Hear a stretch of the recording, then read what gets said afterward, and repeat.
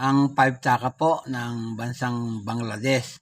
Commemorative issue po ito na may nakadrawing na Hamuna Bridge. Yan po ang ating topic na pag-uusapan ngayon. Pagkatapos lang po ng aking maiksing intro.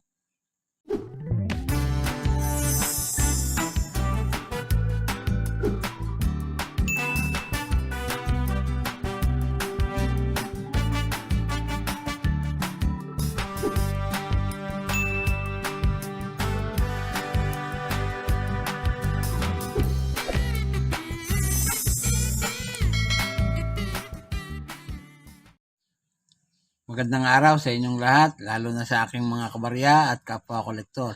Sa lahat ng senior citizen at mga silent viewer, maging sa mga kaibigan natin dyan. Magandang araw po.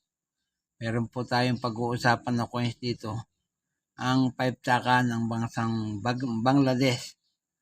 Pag-usapan po natin. Sa over sa bahagi po ng coins na ito ay makakita tayo ng isang water lily sa bandang gitna. Yan po yung emblem ng bansang Bangladesh. Tapos po sa magkabilang gilid ay may mga makikita kayo na kunang palay.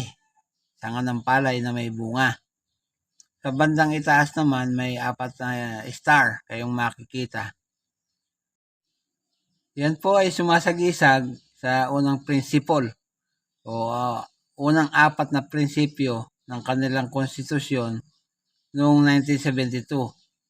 Ayan po ay ang nationalism, secularism, socialism at saka ang democracy. Tapos may lettering kayong makikita sa baba. Ayan. Nakasulat po sa kanilang panulat, Bangladesh lettering, na ang translation po ay Bangladesh Bank. Sa likod na bahagi naman ay makakita tayo ng isang tulay na mahaba. Yan po. Tapos yung ibabaw ay mayroong Bangla lettering. Yan po yung panulat ng Bangladesh. Nung una po, yung tulay na yan ay tinatawag nilang Hamuna Multipurpose Bridge. Yan po.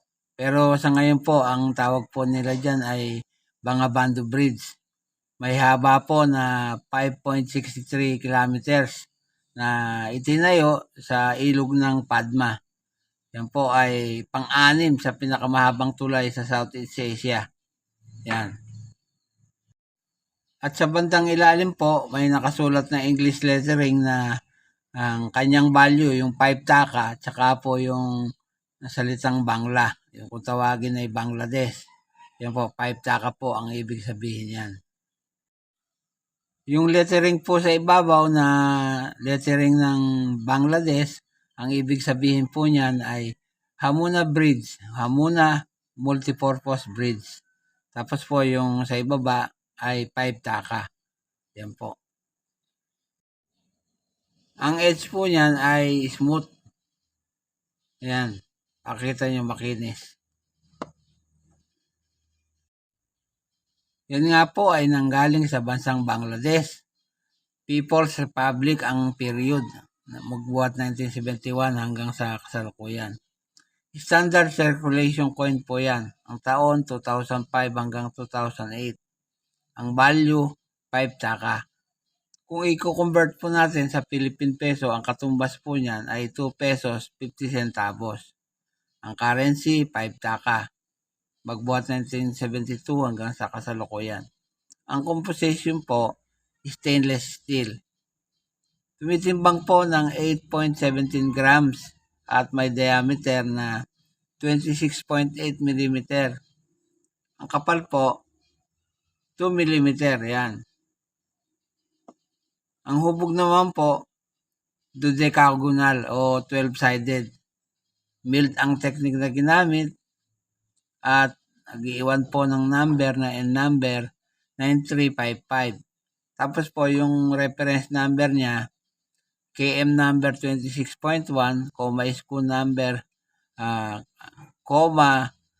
KM number 26.2, KM number 26.3, school number 25.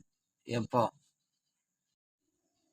Tatlo po ang reference number kasi po yung sa coins na yan ay may tatlong itsura. Kaya po tatlo ang ginawang reference number. Dito po sa numista ay may mga presyo na po. Yung taon na may petsang 2005, ang extra fine po niyan ay 38 pesos. Almost uncirculated, 39 pesos. At ang uncirculated po ay 40 pesos. Para po sa taong 2006, ang very fine po niyan ay 3 pesos and 20 centavos. Tapos yung extra fine, almost uncirculated at uncirculated ay 27 pesos. Para po sa taong 2008, ang fine po niyan, very fine, extra fine, almost uncirculated, ay pare-pareho pong 31 pesos. Ngunit pagdating po sa uncirculated, yan po ay nagkakalaga ng 63 pesos. Dito naman po sa pinagtitiwalaan nating eBay, ang nakalagay na record ay 2.99 pounds. Yan po. Pag yung petsa ng inyong coin ay 2008.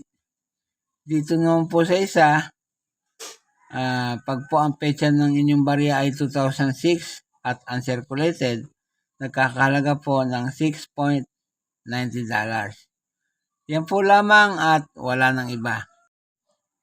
Kaya po ng dati, bago ako matapos sa aking content ngayong araw, nais ko lang po kayong i-shoutout lahat ng mga nanonood sa aking video. Shoutout po sa inyong lahat, lalo na sa aking mga kabarya. Shoutout po sa inyo, sa lahat ng kapwa kolektor. Shoutout po sa inyo.